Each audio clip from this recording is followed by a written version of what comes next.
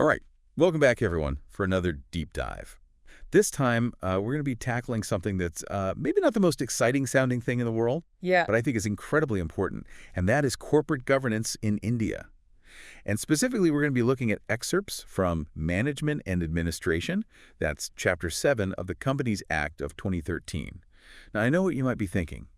Corporate governance. Ugh, sounds a little dry, but trust me, there's some seriously fascinating stuff in here, especially if you're an investor or thinking about becoming one.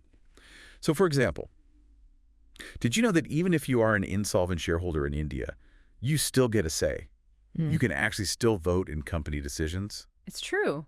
It's pretty wild. Yeah. So let's unpack that and much more with the help of our expert. Yeah, I mean, I think it might seem counterintuitive at first, but that's a really unique aspect of Indian corporate law. Right.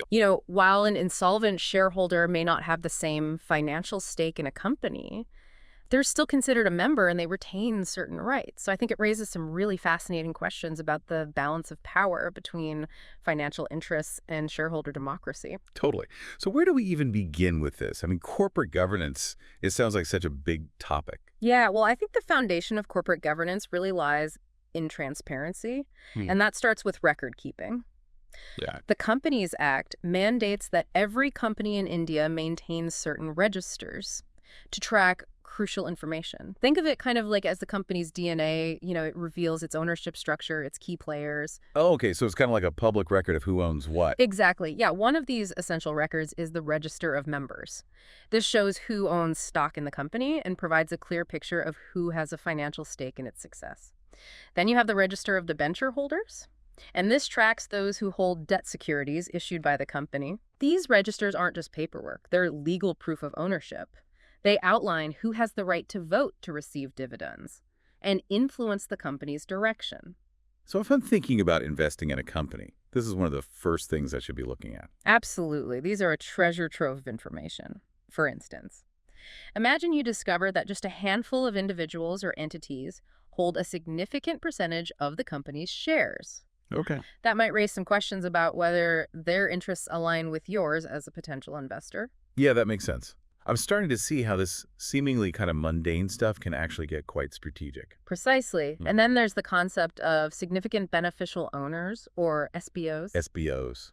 Yeah, this goes a little deeper. It goes beyond just who directly holds the shares. So think of a scenario where shares are held through a complex network of trusts, or holding companies. The SBO would be the actual person who controls those entities Okay. and ultimately benefits from the company's profits. So they're kind of like the puppet masters behind the scenes. In a way, yeah. Identifying SBOs adds another layer of transparency. And it helps investors and regulators understand who truly wields power within a company. Okay, so these registers are really important for understanding kind of like the power dynamics within a company. But what about keeping those records up to date? How does the Companies Act address that? Right. Well, that's where the annual returns come in. Okay. Most companies use Form MGT-7 to file these returns. And these provide kind of a yearly snapshot of the company's financial health, shareholder structure, and key decisions that have been made. So think of it almost like an annual checkup for the company, making sure everything is running as it should be. So these returns are publicly available? Yes, they are. It's all about ensuring that companies are held accountable and operate transparently. Now, let's be honest. Going through these filings can feel a bit like, I don't know, wading through a sea of legal jargon. That's true. But remember, these documents offer valuable clues. Imagine for a second that you're comparing two companies in the same industry. One company's annual returns show consistent growth and a diverse shareholder base, while the other reveals a shrinking market share and an ownership structure dominated by just a few individuals. Right. Which company would you feel more confident investing in? Yeah, I see what you mean. These records can actually be pretty powerful tools for making informed investment decisions. Exactly. Don't just skim over those filings. They hold a wealth of information that can really guide your investment strategy. Totally. So this brings us to the next crucial question. How do shareholders actually wield power within a company? It can't just be about owning a piece of paper, right? That's where it gets really interesting. Okay. The Companies Act actually provides shareholders with specific mechanisms to make their voices heard and even influence a company's direction. And one of the most impactful ways to do that is through company meetings. Okay, so it sounds like we're about to enter the arena of shareholder democracy. Yeah. But before we dive into that, let's just do a quick recap of what we've learned so far. Yeah, we've talked about how essential registers kind of act as a company's DNA, revealing its ownership structure, highlighting the importance of significant beneficial owners, and we've seen how annual returns provide a yearly health check, offering really valuable insights for investors. It's amazing how seemingly dry regulations can actually unlock so much strategic insight. But now let's move on to the more dynamic world of company meetings.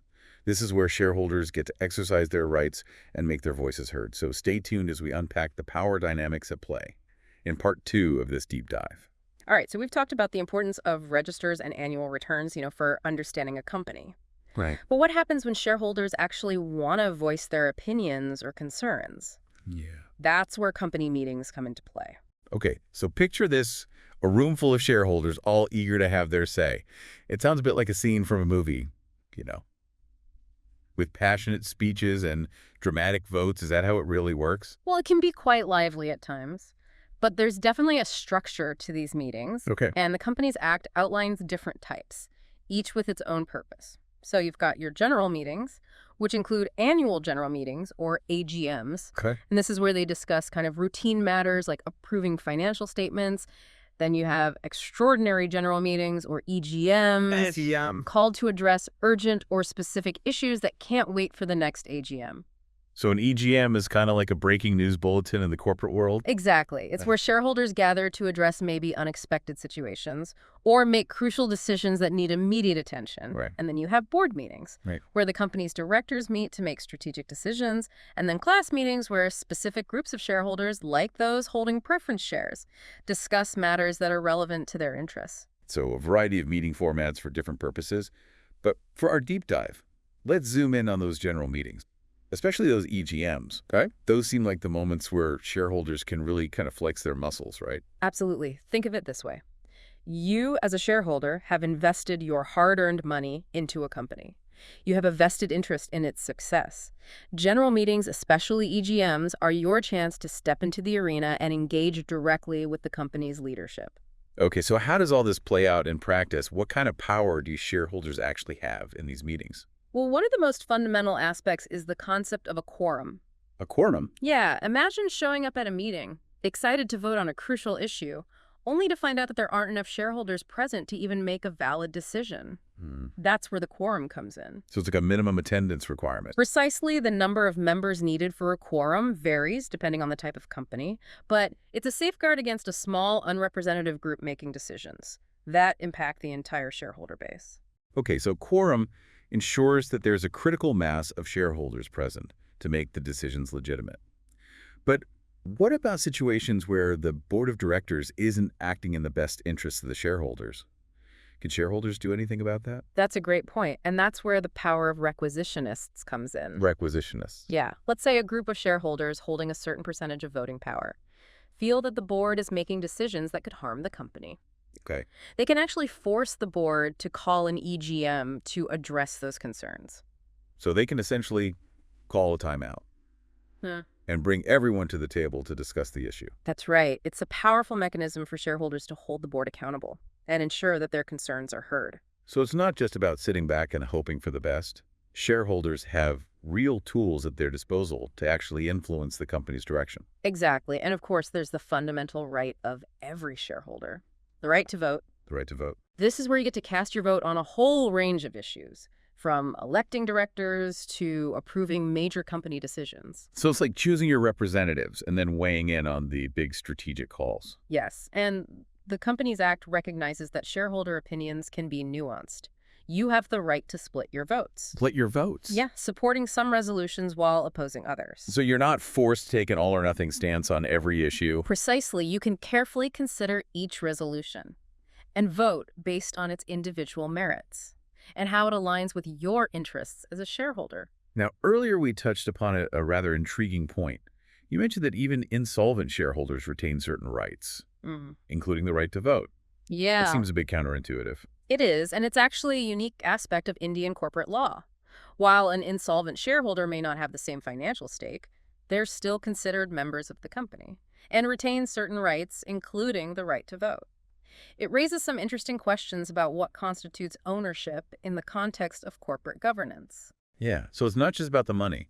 There's a recognition that membership in a company goes beyond just that financial stake. Yeah. It's fascinating how India has chosen to handle this.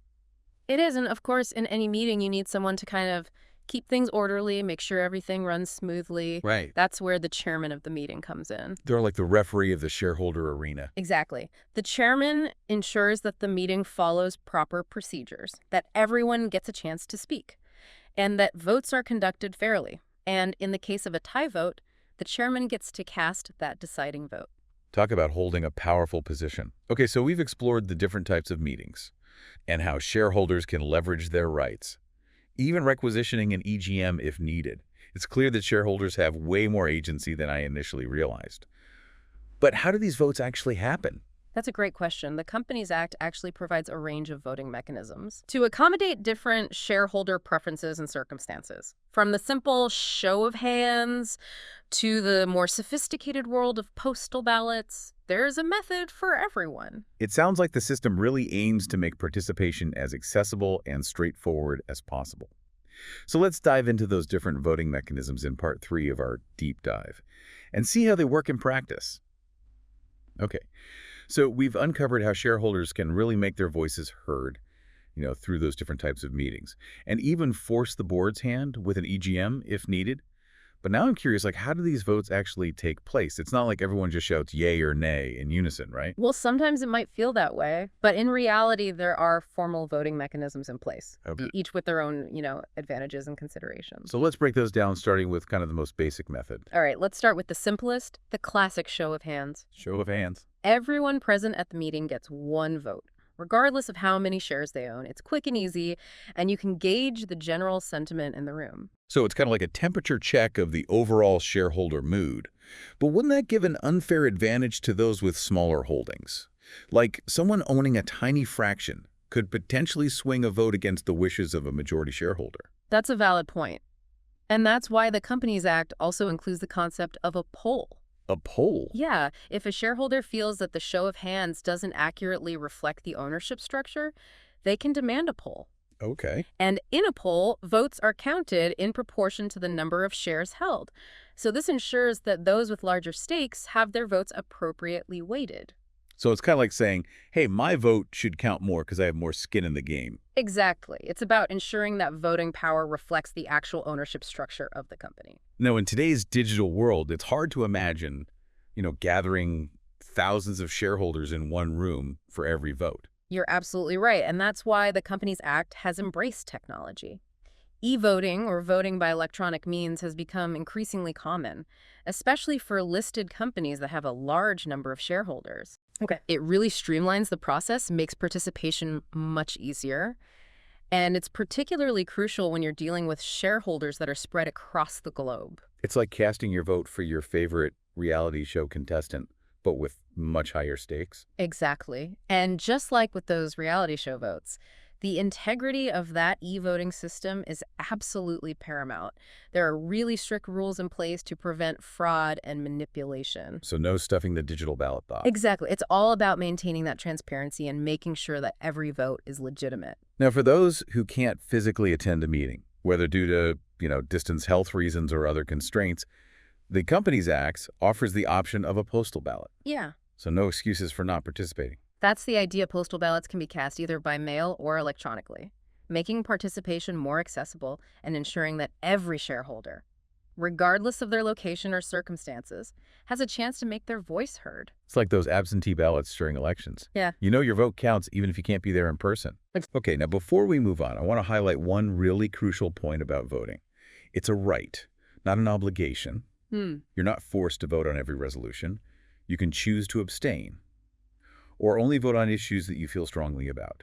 That's an important distinction. You have that freedom to exercise your voting rights strategically Wow. and focus on those matters that really align with your interests and priorities as a shareholder. So to recap for our listener, understand your voting power. Explore those different mechanisms that are available. from the show of hands to e-voting and postal ballots, and choose the method that really best suits your needs and your preferences. And remember, your vote truly matters. It's a way to actively participate in the companies that you invest in, to hold them accountable, and to potentially influence their direction. Okay, so we've demystified the voting process. Let's take a step back for a second and consider the bigger picture of what we've learned in this deep dive into corporate governance. We've gone from the seemingly mundane world of, registers and annual returns to the more dynamic realm of shareholder meetings and voting mechanisms. It's been quite a journey, and I hope our listener now sees that corporate governance, although it's often overlooked, is really a fascinating and crucial aspect of the business world. It's not just about dry regulations and legalese. It's about power dynamics, transparency, and ultimately about ensuring that companies operate ethically and in the best interests of all stakeholders. Precisely. And as you've seen, India's Companies Act of 2013, while it is complex, it really strives to strike that balance between empowering shareholders and facilitating smooth business operations. Now that you've had this peek behind the curtain of corporate governance, what stands out to you? How might this knowledge influence your investment decisions? What aspects of this system spark your interest? And what would you like to explore further? The beauty of knowledge is that it empowers you to ask better questions as you delve deeper into a company's filings.